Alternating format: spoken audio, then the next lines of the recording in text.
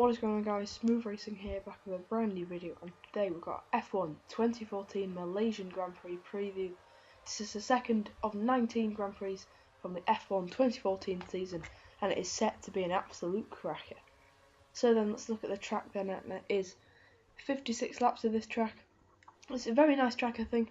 You know, you've got the Sector 1, quite windy, sort of high-speed corners where Red Bull are going to be very good. Then you've got a slightly slower Sector 2 section, and then Sector 3 is most famous for the long, very long back straight, and then the home straight that comes up to the start straight finish. And you know, it'll be very interesting to see who will be doing well around this track. I think the car best suited to the Sepang International Circuit is usually Mercedes and Red Bull. I'd definitely be hoping that I think someone else might try and get in between those two, because in recent years they have definitely been the dominant force. So last year no one could really get ahead of Red Bull or indeed Mercedes. So I think they're definitely the two teams to watch, and I think over one lap, Mercedes, of course, we know is very quick, and I think in the race Mercedes are definitely favourites for this Grand Prix. Rosberg did dominate, and they've never actually won here before in recent years, but I think Vettel does actually love this track. 2013 he won, 2011 and 2010 he won also.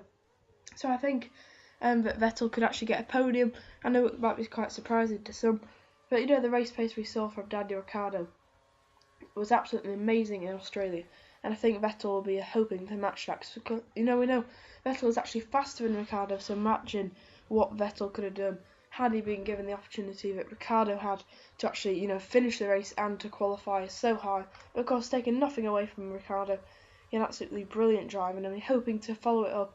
I doubt he'll be able to get a podium in this race, but of course you never know. But I think certainly points are on the cards for this race, and I think they'll definitely be hoping for a good result. Moving on to Ferrari, and I think Fernando Alonso, he's won here 3 times in the past: 2005, 2007 and 2012. Of course, we all remember that 2012 race, and it is actually going to be raining in practice, qualifying and the race, and I think that will really help Ferrari. We did see him really good in the wet last year. In previous years, Ferrari have always been good in the wet. I think it's because they're not really that good in the dry. They seem to have a better car set up for the wet. So expect to see, if it is raining, Alonso really fighting up there, maybe even podiums, and maybe even a surprise race win if Mercedes are struggling.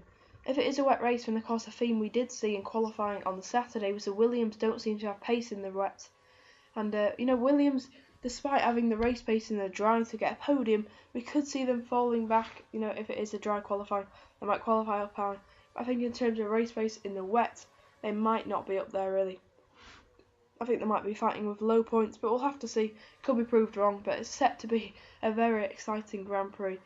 There's teams like McLaren all hoping to gain victory. McLaren last won in Malaysia around in 2007, so it's not really that. I don't think it's really their best track. But of course they have got a very good car for the year. And I think once again podiums will be the target. I think every race for McLaren, podiums are possible, and of course I think when the time is right they will get a race win. Force India, looking good. They didn't have a very strong Malaysian Grand Prix last year. They had a double retirement due to pit stops, so hopefully that won't happen again. Sauber seem to be really off the pace in Australia. Could they have been nursing a problem, and will they come back fighting in Malaysia? We'll have to see. Marussia apparently holding back, so hopefully they are, and then they'll come back and hopefully score a point. I'm going to make a crazy prediction that Max Chilton will score points on the race in the Malaysian Grand Prix. I think he'll come home in a very nice 10th, because I think if Marussia do just go for it now and stop nursing their problems, I think points could be possible, and it could be moving even further up the grid and maybe even leapfrogging Sauber. Toro Rosso, they'll be hoping for another strong finish, although they never really do too well around Malaysia.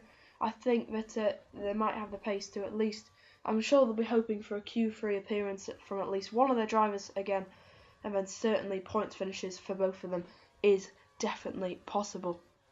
And then finally with Caterham, not sure if I might have missed out, of course Lotus. Lotus, I think it's going to be another double retirement, but hopefully they'll prove us wrong and finish the Grand Prix. Caterham, Kobayashi will just be hoping to finish the race. Both cars retired last time out, so hopefully they can both finish and get a result down for Caterham. But I'm going to finish this video then with a top 3 prediction, and that is going to be Nico Rosberg first.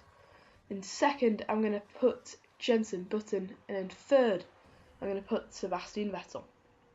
So you can leave your top 3 prediction then in the comments down below. I'd be really interested in hearing those. But I'm Racing, and I'll see you next time. Goodbye.